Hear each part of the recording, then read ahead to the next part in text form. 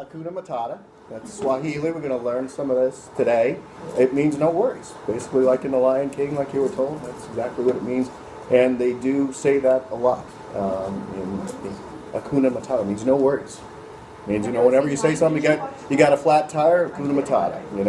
You got bugs in the car, Hakuna Matata. Everything is basically no worries. So we're going to go to Tanzania here, and I'm going to show you some of the safari we took, some of the places we went, some of the people we met, and many of the animals we saw. So, like I said, if you have questions, let me know. So, to start, the reason we went is for my parents' 50th wedding anniversary.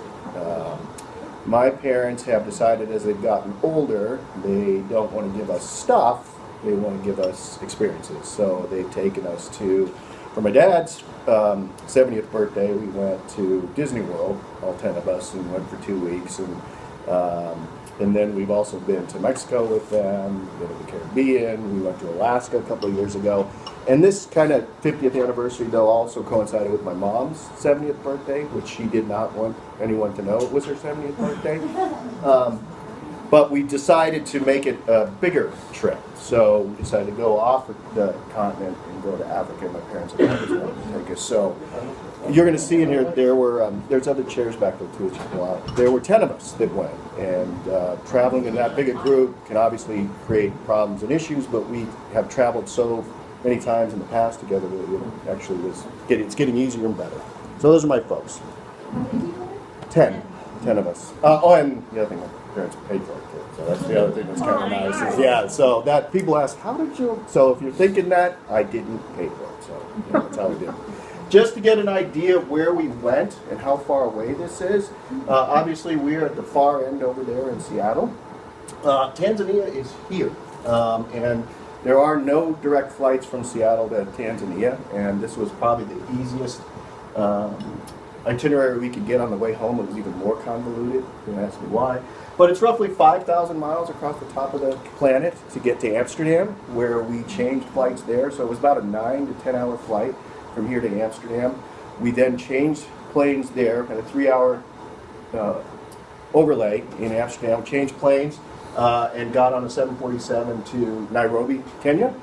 That took about 11 hours, because I think we had a strong headwind in our face. Real interesting, the flight over the Alps was unbelievably bumpy. In fact, the pilot came on and said, didn't even say, please take, just said, everybody sit down. And all the stewardesses sat down, everyone sat down, and we were holding the drink cards because they were bouncing. We were, at one point, afraid they were going to go to the ceiling, but anyway, it worked out fine. What airline? KLM, and it was a giant 747. I mean, I'm basically on this line. So if it's going down, there's nothing, there's nothing we can do. But I didn't want that drink card to hit me in the head on the way down too. So we landed in Nairobi, and then we took a little puddle jumper from there to Arusha. And like I said, if you have questions, what do you do on 10-hour flights? You watch a lot of movies. It's hard to see, but those are TV screens. So I watched 6 movies going over, from just really good movies to just crud, but you got to fill the time. And I played a lot of trivia. This is going to be tough to see, but they have games in the back of these nice ones. And look who got the high score! I'm order of magnitude. Did you drive your children? They watched a lot of movies too. And that was kind of like, look, you get a pass here, you can watch as much TV as you want. And my son went a little bit nuts. So just to get an idea of scale, how big Africa is, this is the African continent with all the other countries, a lot of the other countries of the world superimposed on top of it. Now, when we first said we were going to Tanzania, a lot of people were like, wow, you're going to Africa. Are you worried about Ebola? And just for those who know, Jane would know this, but primarily the outbreak of Ebola was over here on the far western side. We, by the way, were over here. It's literally from here to here. It's farther than from Washington to Florida. That's not even to Tanzania yet. So that's how far removed we were from that area. And to be totally honest, we weren't dealing with any dead bodies when we were there, so I didn't really think that I'd have any problem with getting Ebola.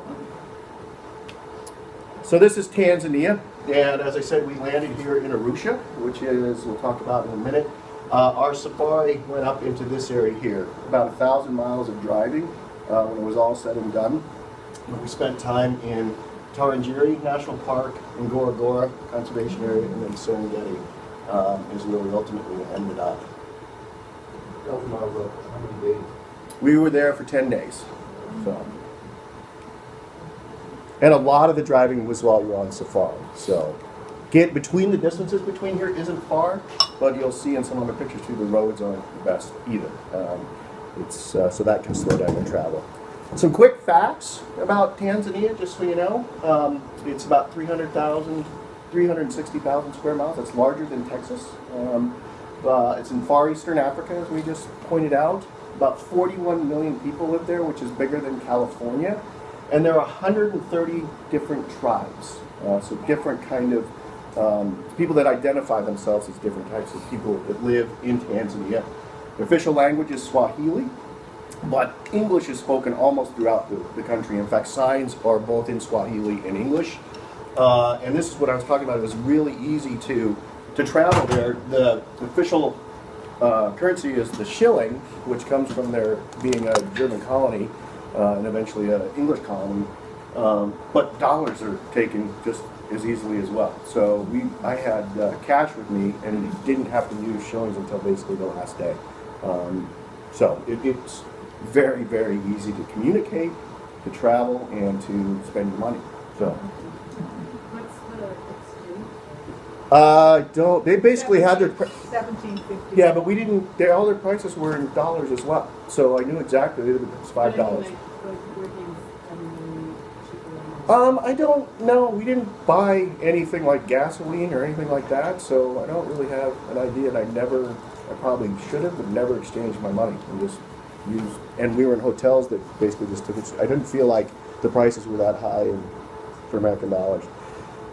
We went with a company called Overseas Adventure Travel. This isn't an ad, but there are probably 200 different travel companies, so we could have went with any other. But we just had such an amazing experience that if you do think about going, I highly recommend OAT. They just were top notch. We had no issues. They were willing to accommodate anything we wanted to do or see within reason. This is tough to see, but this is our guide, Cosmos, and he was a Maasai warrior, so we'll talk more about what that is here in a bit. But these are the vehicles we traveled in, so there were 10 of us. Normally they don't go in groups smaller than 16, but my parents wanted us to have our own experience and really didn't think it'd be fair to some other couple if they got caught up with us. So we basically bought out those other seats, and we had no more than 5 people in any one vehicle at a time. So when you're on the highways, the paved roads, these tops go down, so it's not so windy. But when you're on safari, the tops go up, and we'll talk about why that is. But you never get out of the vehicle unless you're going to the bathroom, that sort of thing. But that gives you pretty unobstructed view of just about everything out there. So this is Arusha. This is the town we first started at. Some quick facts about it. It's about 400,000 people in the town itself. And I looked up, there are actually about 300,000 people that live in the surrounding community.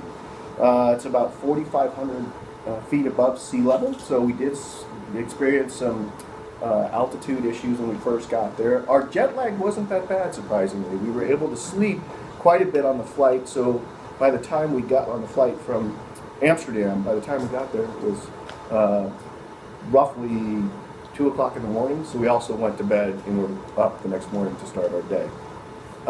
It's a major diplomatic hub. This is tough to see, but this is the UN World Court for the genocides that took place in Rwanda during the 90s. So they're still trying some of the criminals there. It's a very cosmopolitan city, made up of representatives from all the tribes that are found in Tanzania, but also a good number of Europeans were there as well as some Americans. So very diverse city, number of languages spoke. What I found fascinating, town of 400,000, it's fairly big, about the size of Seattle. 4 streetlights is all they have in Arusha. They see them as more of a problem. They don't have a lot of double lane roads, so streetlights would create massive traffic jams, and we waited 20 minutes to just get through one intersection for streetlight. So I just found that fascinating. So the first stop on our safari was Tarangire National Park. It's the 6th largest national park in Tanzania. Its name comes from the Tanzania River, which is the only source of fresh water in this park. So you see a lot of animals there in the dry season. And to get a rough size for scale, it's about the size of Olympic National Park. So it's about 1 million acres, so it's a fairly big area. There's your flag, Robin, if you can kind of see that. So, I wish it was darker. It's a very diverse landscape. Some hills, brush, the river that runs through here as well. But they're also known for the baobab trees. These are those giant that's what are called upside down trees. They can get to be upwards of 100 feet tall. And if anyone's seen the Disney African, or the Animal Kingdom, they have the central display. That's what that tree is supposed to represent, is this baobab tree. And we thought that'd be a great place to take the 12-man picture there. So that's what we did. Like I said, animals are basically everywhere. If you're going to see animals in Africa, I haven't been anywhere else, but Tanzania is an unbelievable place to see it. So as soon as we drove in the park, immediately we saw animals. It's almost like they flipped a switch and there they were. So this is just kind of a representative. This is the Grant's gazelle. It lives in open grass areas, so you can see we were able to see a lot of these animals. It avoids tall grass, and why might that be? Because of the predators, things like that. It is a migratory animal. We're going to talk a little bit about that as well. But it, interestingly enough, migrates in the opposite direction of the other animals, like the more famous wildebeest, which kind of interesting. So, we also immediately in, we saw the Cape buffalo, and you'll see it's got a little star here. That's because it's one of the big five. So one of the things you go on safari, you want to see the big five animals in Africa. And the big five were identified by hunters as the animals most difficult to hunt. So they've got this kind of mythological feeling to them. Everyone's going to see the big five. Did you see the big five? Which ones are the big five did you see today? That sort of thing. So we set out. Oh, we're going to do them all. So Cape buffalo is one, and it's primarily because it's very ornery, very big, very ornery, very aggressive. So. Is this look like a dry season? Is there a dry season? Yeah, this was actually the dry season. That's a great question. I didn't put it in. The weather was outstanding on our trip. This first day when we stopped, we went to lunch, and it was about 95 degrees. And we sat in a very warm, concrete-lined picnic area, and I was just pouring sweat. I'm going to die. If it's going to be like this the rest of the, I'm not going to make it. You know, I got 12 more days. You know, this is just awful. No air conditioning. It was, so I was just drinking the water. Well, the rest of the trip, it was about 77 degrees. Very pleasant. Few, if any, bugs. I mean, like I said, this trip could not have been better. Yeah. This was December. So, sorry, this was over my Christmas break. So, yeah, I was there. Basically, we're right on just south of the equator. That's it. So, there again, the weather I was very worried about, and it turned out to be just perfect. So, I want to say June, March and June, and it did rain while we were there. But it's a lot like if you've ever been to Florida, where the afternoon storms come in, rains for about 20 minutes, and then it would go away. I mean, the guides would say, "Okay, it's going to rain at about 3:30. What do we want to do at that time?" And so it was pretty amazing. And it did. That was the amazing thing. What a great app. Yeah, exactly.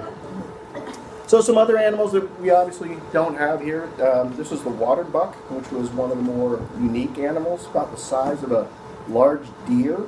And I did notice at the time, they're rather sedentary, just kind of like to sit and hang out in their herds of 30 to 50 animals. And I was like, man, that's not a bad life. Short of the lions, that wouldn't be so bad. Another fun animal that we saw a lot of are the ring-tailed mongoose. These were all over the place, about the size of a domestic house cat, 1 to 2 pounds. They live in groups between 70 to 40 animals, and their diet primarily consists of small insects. So they're actually on a termite mound right there, hanging out, eating the bugs. And our guide would hoot and called them, and you can see that they would look up and look at us, and then go back to eating their bugs. But Serengeti National Park is best known for its elephants. Thousands of elephants in this park area. Again, it's another one of the big five, so that's number 2. So we had Cape Buffalo, and we have the elephant, number 2. We were fortunate enough on one area to basically drive up to this road, and it's hard to see again. I wish I could better. This is an entire herd of elephant right here, and there were probably 150 elephant that came through. The picture I sent that everyone saw, that was this day. They just walked right across the road like a herd of cows, and we just sat here and watched them. You could hear them, and they're grunting and just kind of calling to each other. But then as we turned here in the distance, on the next ridge, there's probably another 100 elephants walking. It looked like a scene out of Jurassic Park. I mean, it was just amazing, and they're not that noisy. I mean, you could, if you didn't. At night, it'd be quite possible to not hear them at all and just have them walk right by without you even knowing it. Yeah. Well, with that descriptive, I have to say, did you not have a video button? It did, but they won't. For some reason, this app would not take it. This version, I tried to upload. Yeah, so we did. We took a lot of video. Yeah, hear it. Yeah, I did. So on this trip, I'd like to say that we were out roughing it, and sleeping in tents and all that. But my parents, as you know, a little bit older. Yeah, so we actually stayed in a number of lodges while we were there, and we're not hurting for amenities like warm beds and warm showers and things like that. This is the one at Lake Burundi. This is actually the dining room is out here. We had the dinner out on the deck, and then there's a bar over here and another little lounge there, and our cabins were out the front, and to the left we have these raised cabins that we stayed in that they were very, very comfortable, very nice. I think bugs and snakes and little mongoose and things like that. Mongoose. Yeah. There was mosquito netting, yeah, but again, the bugs were not a bother at all. Other than some worry about the tsetse fly, which we had some instance with in Serengeti. But mosquitoes, I don't think I got bit once when I was there. And then the tsetse fly, you have to get bit several hundred times to really be affected, and they weren't that big a problem either. Oh yeah, we got all our shots, malaria. We took malaria pills, we got yellow fever shots, and a whole bunch of other stuff. So, yeah. Then, they won't let you in to Tanzania without your yellow fever shot. No. I love Mario. Yes. We can debate that later. So the next spot we went to, well, I just did what the health department told me to do. I would not have taken them if I didn't have to. So next place we went to is Ngorongoro Conservation Area. It is different than a national park in that, so the national parks actually have no human habitation, whereas the conservation area does.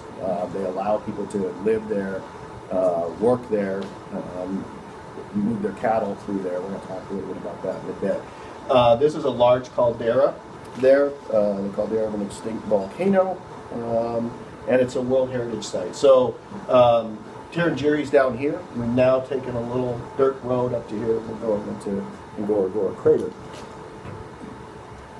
And this is the view from one of the lookout points. As I said, it's an extinct volcano, large caldera. For those who don't know, a caldera is basically a volcano that's erupted and then it's collapsed in on itself. They estimate it was about 2 to 3 million years ago when this eruption took place. This crater, it's hard to see here, but that's about 2,000 feet from the top to the bottom. And it's about 100 square miles, or roughly the size of the North Cascades National Park. So it's a giant area. And in here are thousands of animals. You'd think they couldn't get down there, but they say the rhinoceroses and whatnot go up and down, the elephants, lions, everything. And it's an amazing place. And in fact, they say this might have served as the inspiration for the Jurassic Park movies, that Lost Island, the Lost Place, because it's you could be driving and not know it's there. And it's an amazing setting. What's the altitude? I don't know that. Yeah, I'll make 7,000 feet. We'll just make it up. I don't know.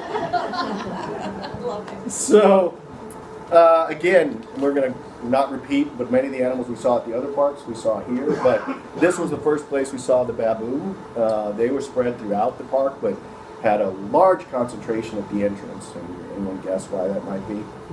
Food, exactly. A lot of people, they would, and it wasn't so much people feeding them, they were opportunistic in stealing. So the guides would say, roll up your windows, and I'm, okay, fine, and it's because the baboons, if they saw an opportunity, they would steal whatever was left unguarded, from cameras to, yeah. Exactly. They are very smart, but they have giant teeth. I gave them a very wide berth. This is with a fairly, but a longer lens, so I'm probably from here to the back of the room. But other people put their kids right up next to them. Oh God, yeah. I mean, it was amazing. So, this was, and I'm going to kind of go in reverse order, this was our last day when we were heading back. We actually went to Olduvai again to look for the Black Rhino. We had seen all the others, as you're going to find out, and the Black Rhino is extremely endangered. There are very few of these animals left. They're highly sought after by poachers. We actually got a presentation by some of the rangers there on some of the conservation efforts they take. They try to track every rhino that's over a year old. They tag them and put radio transmitters in their horns. So, but even with that, the poachers still find them. This, like I said, was on our last day. That's my son's camera. He took a picture through our binoculars because the guy did see them, but they were so far that even with my very long lens, they weren't much bigger than that. But we did get to see 2 of about the 50 black rhinos that they have in this entire park. And how it's interesting too. I'll talk a little bit. You go out there and you just experience that this is a kind of an organic adventure where things just kind of happen. But the guides, they're very good at seeing things. So they're like, there's a leopard, an owl over there, that sort of thing. And you're like looking, it's like, how the heck did you see that? But we slowly learn after about 3 or 4 days, they also have radios in their cars. And, they're always talking, and so I'm sure people are like, okay, where's the leopard tonight? I know some of them that were really good. They're like, oh yeah, look, there's something there that they didn't call in. But they're also talking to each other, and you could also tell that if there were a lot of cars parked, that obviously something was there in the distance. So we learned some of their little tricks. So this is the 3rd of the big 5. So while we were there, we also took some time to go and meet some of the tribes of Tanzania. We stopped at a Maasai boma. Now, as I said, there are about 120 different tribes. The Maasai are just one of those 120 tribes, but they're probably the best known, and you've probably seen them in things like National Geographic. This is the typical home site for the Maasai, surrounded by a small kind of stick fence. And there's little houses, 1, 2, 3, and then the outhouse over here, 4 little houses. The way the Maasai culture works is that the number of houses you have denotes the number of wives you have. And the larger the house, the order in which you were married. So the big house is for what they call the first wife, second wife, and third wife. What I thought was interesting, we asked, because it's new to us, we got to meet some of them, and we sat in the chief's house, and so after he left, we met the wives, and we're like, so how did you all meet? So the first marriage was arranged. The parents thought it would make a good match, and so they arranged it. And he's like, so how do you meet the second and third wife? And they're like, the girls are kind of, girls, 20 years old, and they kind of giggled and said, we met him at his wedding, which I found very fascinating. Oh, that's interesting. So, we spent a good part of our day there. They taught us a little bit about their culture, so we wore some of the traditional clothes that they wore, very heavy and hot. I don't know how they survived. Again, this was another very warm day. We did some dancing. We then, they showed us what a typical day for the women is like. So they went out and actually made them come back with stuff on their head. It's hard to see, but there's sticks and things like that. And my wife is carrying a bucket of water, which she was like, this is heavy, it's unbelievable. And they later told her that's the amount of water that a 2-year-old would carry. And she literally is like, how long do I have to carry this? So what I also found interesting is the way it works is that their whole economy is based on how much livestock they have. So they are ranching and they're grazing their animals. The kids are responsible for raising the animals. So as young as 2 years old, they go out with the livestock, spend all day out with them, and then they come back in the evening with their animals. It's, that's basically how their life works. It was tough for us because they said sometimes the kids don't come back. And we were just looking at our kids, and they said the kids that do well or don't do well watching the livestock go to school. So they don't do well with livestock, they get sent to school. Those that do well watching the livestock continue to get to do watching the livestock. I probably would not have done well watching livestock. What I also thought was interesting is that it's the women do most of the work, for lack of a better way of putting that. They do most of the work. They do everything from getting the water to the fuel. Obviously, the food is a lot of meat. They took our colleagues here and helped them, they showed them how they mend their houses, which is basically mud and cow dung. So they got to do that. They went up on the roof and repaired the roofs. The men basically put up the slats or the beams, and then the women do everything else, taking care of the kids, working on the house. And so I'm like, well, what do the men do during the day? So, yeah. So, That's what happened. She was yeah. just one us during the way. Yeah. I need some help here. You can marry him too. So the men basically, as the kids grow up, so the boys, when they get to be about 15, they become what are called Maasai warriors. And I'm sure in the past, when their economy wasn't so predominated by tourists, those Maasai warriors were responsible for protecting the village and others. So your job was basically to be a warrior. That's what you did. That's not needed so much anymore. There aren't as many fights between tribes or other tribes, but they still have warriors. So when you become 15, you're now a warrior up until you're 35, and they wear the predominant red garb and they walk around with spears basically all day. 35 is mandatory retirement age. So they're no longer warriors because they need to have places for those. What? Well, so the young men can come out and be warriors for those 20 years. Part of it is their life expectancy isn't as long as ours.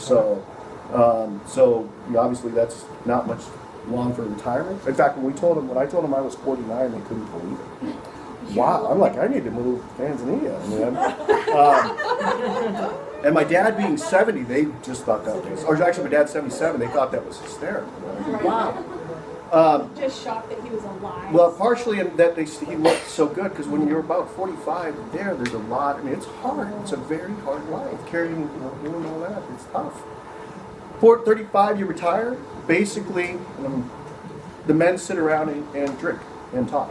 We saw little clashes of guys. Basically, they sit around and drink homemade moonshine, which we got to taste. Ooh, it's like just short of gasoline, I think, is what it basically was. And that's what they do. And you would see people, we'd be driving somewhere, there'd be nothing else out there, and there'd be a Maasai warrior just standing on the side of the road. I mean, literally, there's nothing. He had to walk 15 miles to get where he was, It was interesting. The next stop, Olduvai Gorge.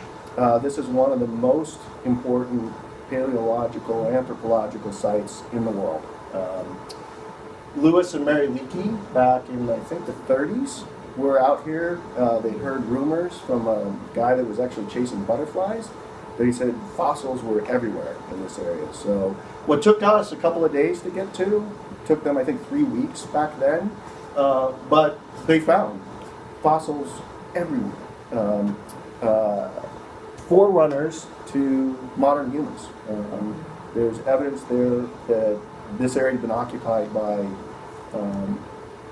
ape-like creatures for back as far as 2.5 million years ago. The Tanzanians like to say if you trace your ancestry back far enough, all of us come from Tanzania. It was pretty amazing. It was a pretty amazing site. The Leakeys also found in another site footprints that are, I think, upwards of 1.5 million years old in the ground, or they've been solidified in the ground, and they had copies of those there. It was just unbelievable what was there.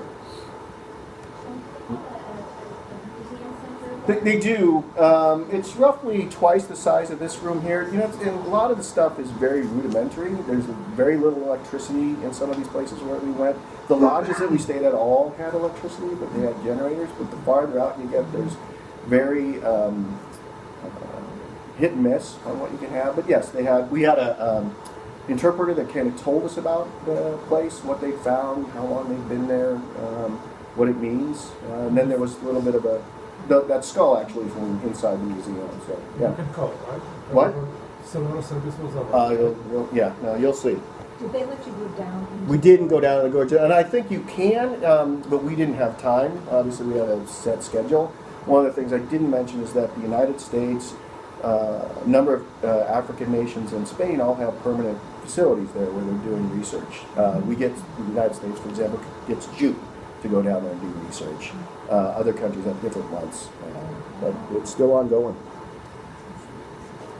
Yeah, so the next stop was Serengeti National Park. So Ngorongoro is here. Oh, one thing I forgot to mention, Ngorongoro is a Swahili word as well, and it's the sound cowbells make, which I thought was interesting. So that's what they think a cowbell sounds like. Ngorongoro. It's curious. So Serengeti, just some quick facts. It's about 3.5 million acres, which is 1.5 times the size of Yellowstone National Park. It was established in 1951, and despite the fact these roads now are dirt roads that we're on, very bumpy. They call them African massages is what they call them. So I don't know why I forgot that. It gets 350,000 visitors a year. So it is a World Heritage Site, recognized by the UN as a very important site for world culture because it protects some of our most unique biology and ecological sites. This is tough to see, but these are yellow bark acacias. So there's something like 24 types of acacia trees. As you can see, it's not all savanna, but we'll talk about that in a minute. There is hills, there's forested areas, there's some riparian areas, but also savanna. This was about the roughest it got for us. We were out in our campsite. OAT has its own campsite, which they move in the Serengeti to follow the animals, so they don't have a permanent base. But each of us got our own tent with cots. I thought we might get hammocks, so I had to envision it was very rough. Beds made every morning. We had a inside bathroom and a shower in there as well. The shower was staffed, I guess you would say, by the people that work with this lodge. They'd bring warm water in the morning, pour it in, and let you know. You got about 5 gallons and fill that up. I mean, warm water, yeah. It was pretty. Oh, warm water here too in the morning for your washing your face. It was pretty high end. Speaking of cell service. I thought this was quite funny that Safari would not work out on Safari. You could not get the cell service while you were out in the Serengeti. So we very seldom had Wi-Fi access. Some of the hotels possibly, but again, was very hit and miss. Was your schedule pretty packed, and was it like 10, 12-hour days and you didn't really feel relaxed? So like an agenda, some days were more rushed than others. When we were in Arusha, we had some set things that we were going to do. But out here in Serengeti, this was one of those places. So this is a road, typical road here. The Serengeti is a Swahili word for where the land runs over. Basically, everywhere you look when you got out into the plains, other than some small little hillocks like this, it was just endless grass. In the afternoon, as I remember, I said it rained. Well, a lot of these roads turned to mud, and there was one day when we got very close to getting stuck out there. And so when we got done with the afternoon safari, the guide said, "So it's possible it's going to rain again tomorrow afternoon. What do you want to do?" And because we had my kids with us and my parents, which my kids are 9 and 11 and my parents are in their 70s, we decided to just go with the morning safari. So the afternoons, we were back in our little tents, we were playing cards, drinking beer, just having a great afternoon. So and Serengeti, no, never felt rushed. Basically, we could just kind of hang out and do what we wanted.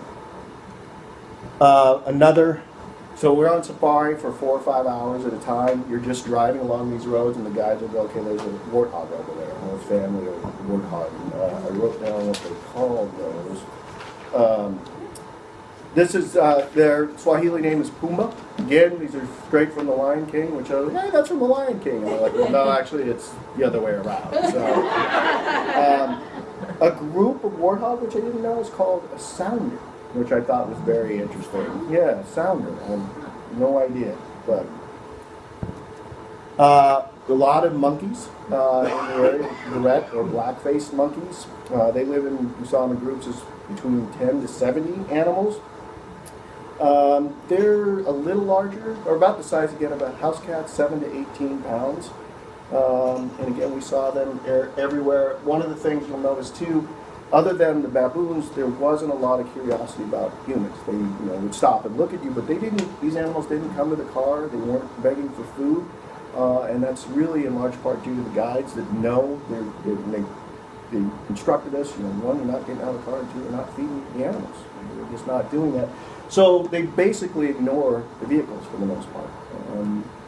And so, like in one sense, and I don't have anything to compare it to, but I feel like we've got a fairly representative view of the interaction of these animals. We also saw a number of jackal while we were there. This is a side-striped jackal. They're roughly about 30 pounds, so small dog. Found out they're omnivores. They eat just about everything, from small insects to small mammals, but they're also scavengers at times. We saw them in one instance fighting with hyenas over the carcass of I would assume a dead wildebeest, and they just kind of are opportunistic. They'll run in, grab something, and split out. They eat a lot of fruit as well. Our guide, they were real interesting. We had 2 guides. We had Cosmos, and we had this other gentleman named Leonard, and he would imitate their calls. So he'd say the jackal, and he'd get him to look just like that. They say something like, what, what, what? And so he would repeat that, and so they'd look up, which I thought was real interesting. We're going to do another one here in a minute. As I said, the landscape is varied in the Serengeti. So this is a dry lake bed, highly alkaline. Water is a very precious resource there. Non-drinkable water, so there were very few animals in this area.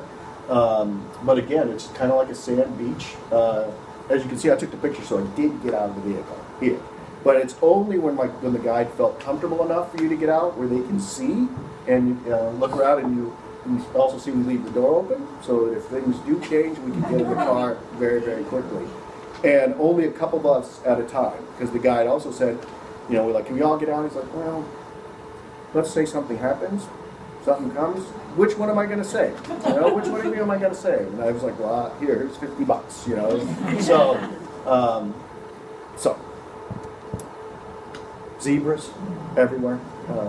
We saw next to the wildebeest, these were probably the most frequently seen animal. Their herds are, the herds are called harems. And I also thought was fascinating, they're the only horse species that's never been fully domesticated. They're very wild and you just can't domesticate them. So. That's tough to see, but that's an ostrich there. We saw a good number of these as well. They get to be between 7 and 9 feet tall, a fairly big bird. This one, which I don't have a picture of, but he was with his mate.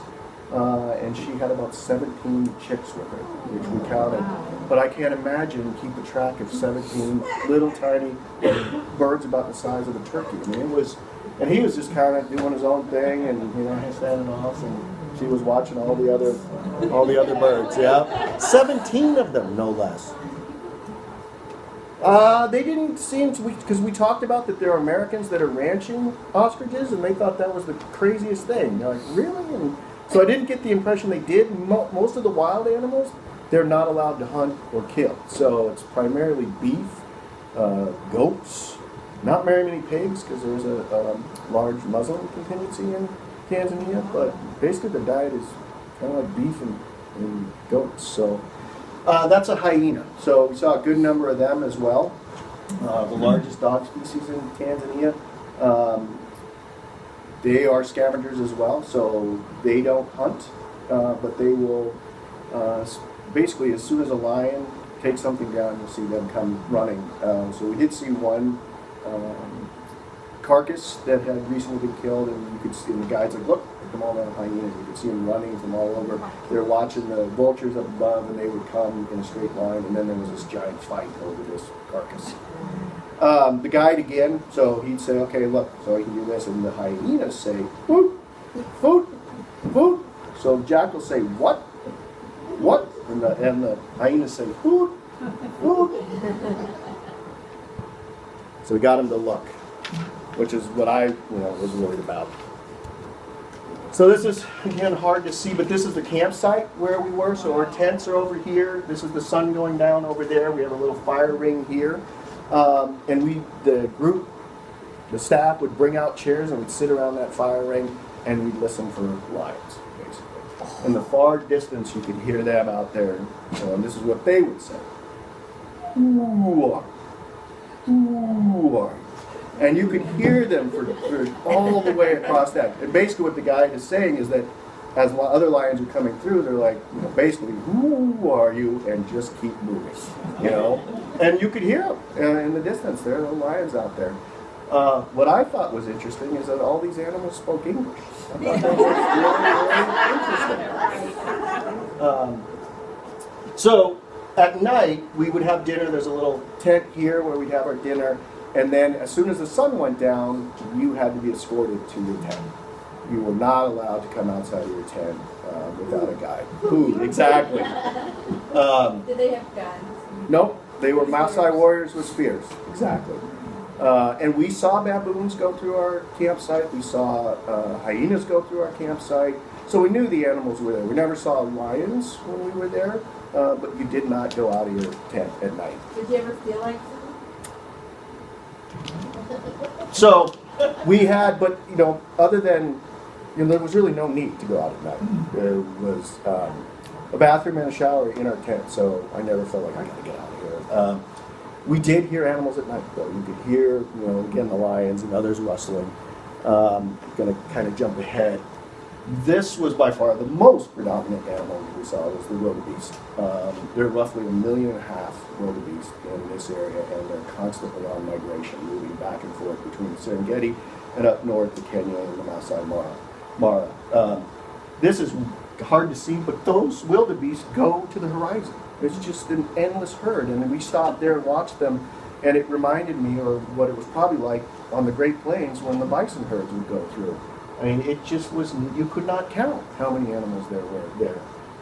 And it was just, it made you feel, I don't want to say small, but really humble and connected. And it was amazing. A lot of giraffes as well. These are the tallest land animals, get up to be 19 feet tall. They came right up next to the vehicle as well. But again, acted like we weren't really there. We did see a number of young, unaccompanied young giraffes, which we thought was a little bit probably dangerous, but the guides basically say the giraffe mothers aren't very good mothers. They can be upwards of a mile away from their young, which we later did see what we assumed was the mother, and we could not see the kid anymore, but somehow they get raised to adulthood, so we thought that was fascinating and just waiting for the lions to come. So. And then hippos. There were a lot of hippos. We did not swim with that. That was one thing. So again, I had a lot of my myths dispelled when I went there. I would go again. I will not get in the water.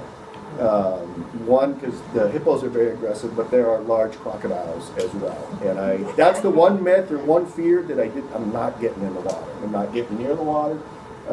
And so no, we did not. But this is a fun fact I didn't know, but the hippo looks like a pig, and you would think they're related to those. Their closest relatives, anyone know? No? Horse. No. They call them, what is the water horse? Yeah. Whales. Yeah. Whales. Yeah. Yeah. Closest relative is a whale. I could have guessed all day. Yeah. No, I wouldn't have either. There isn't any real private recreation in the African national parks. As I said, you don't get out of your car. So in America, when I was a park ranger, people would stop their cars and jump out and go right up next to the animals. You don't get out of your cars in Africa, which I thought was one of the biggest contrasts between here and there.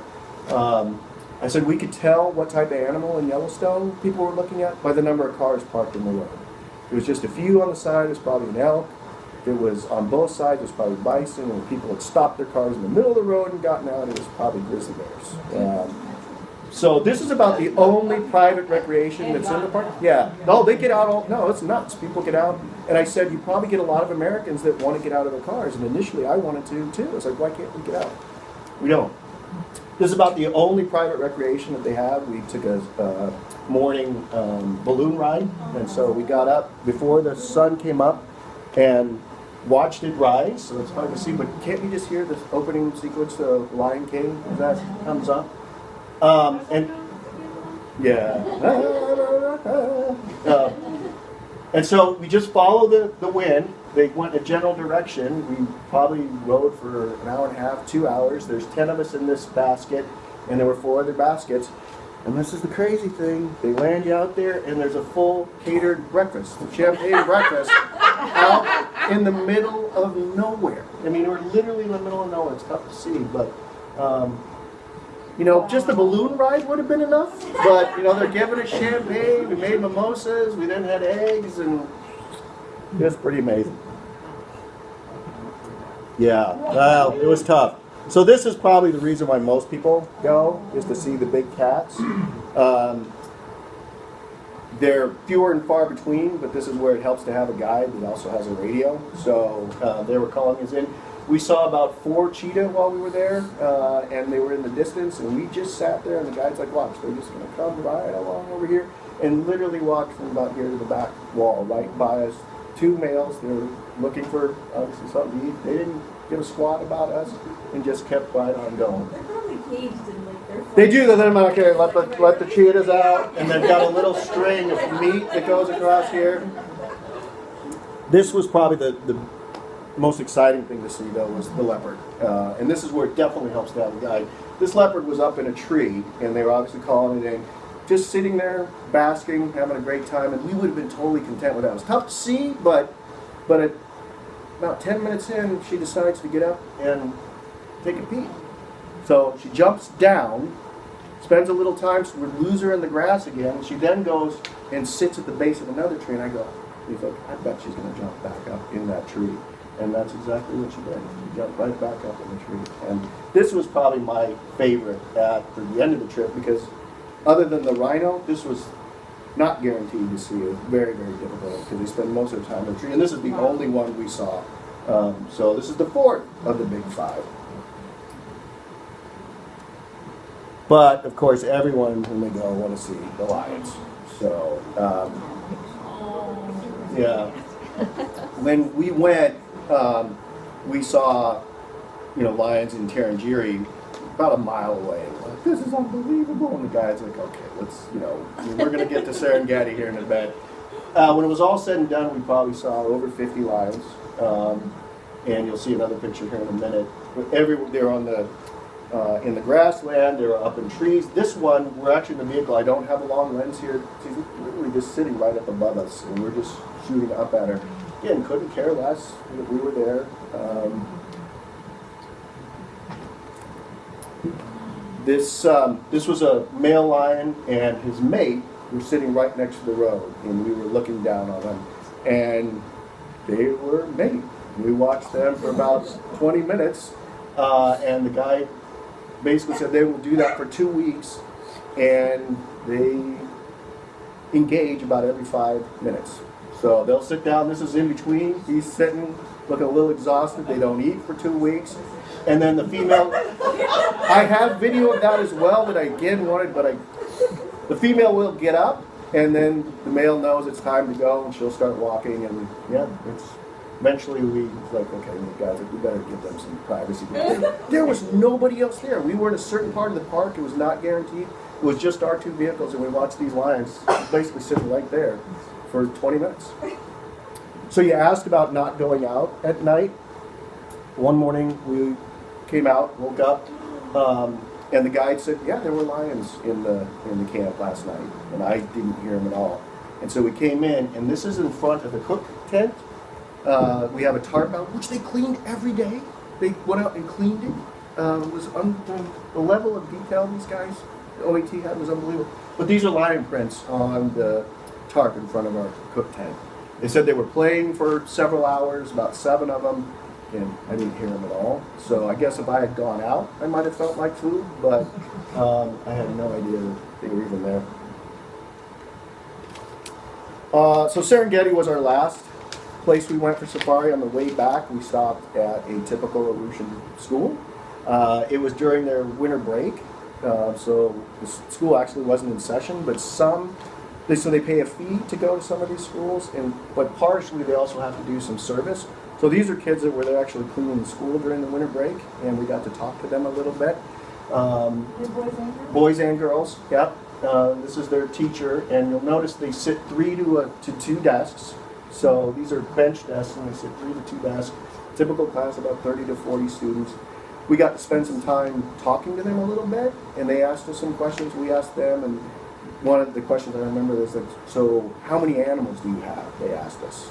And I think they were expecting to say we had, 50 goats, 100. We said we have 2 cats, which they thought was hysterically funny. And then they also wanted to know what we wore in the wintertime. And we had to describe big coats and hats and things like that, which my nephew said, God, that sounds terrible. We sound awful. We then got to ask them questions, and my mom asked the question, what are their dreams? What do they want to be when they grow up? And I hate to admit it, but I thought very pedestrian. But no, they were saying we want to be doctors, we want to be lawyers, we want to be policemen, we want to be teachers. And my kids were in there too, and so they said, what do you want to be? And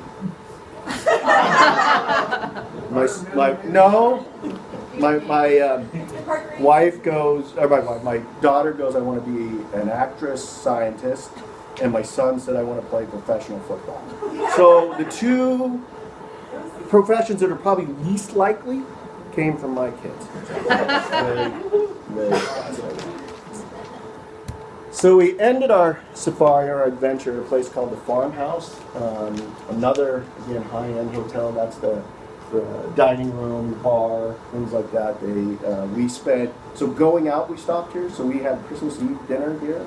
Turkey, ham, the traditional was unbelievable. And then we came back, and it was over New Year's Eve. So we spent New Year's Eve in this hotel as well.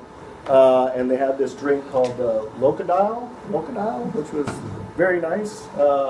This is our dining room table. What's in the drink? It's a gin drink, some mint. I mean, it was free, so I was just drinking it.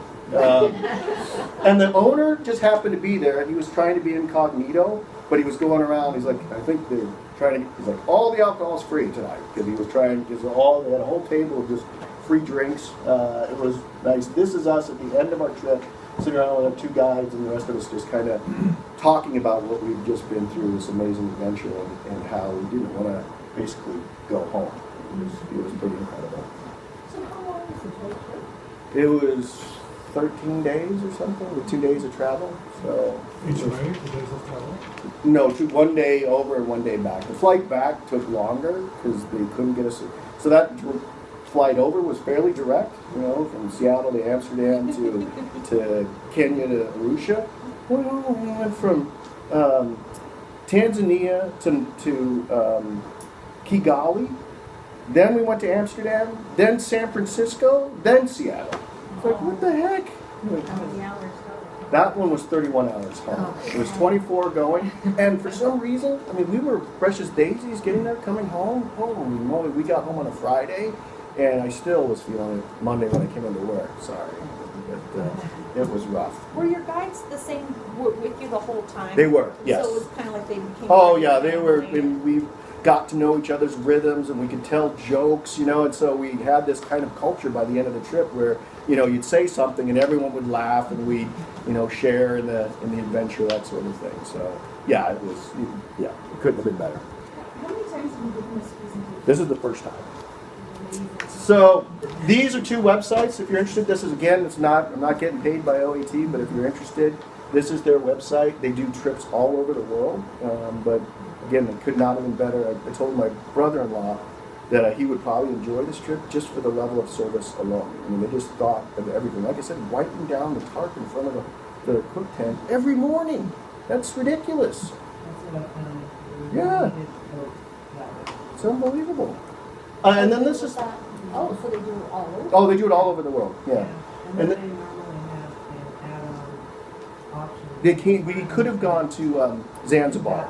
We could have gone there as well to end up at the beach, but this was more than enough. It So would have been too high. yeah, and we were ready by that time to go home as well. Is it a German or a Dutch company? I don't know where it is. What's local Oh yeah, it's in like New Hampshire or something. Yeah.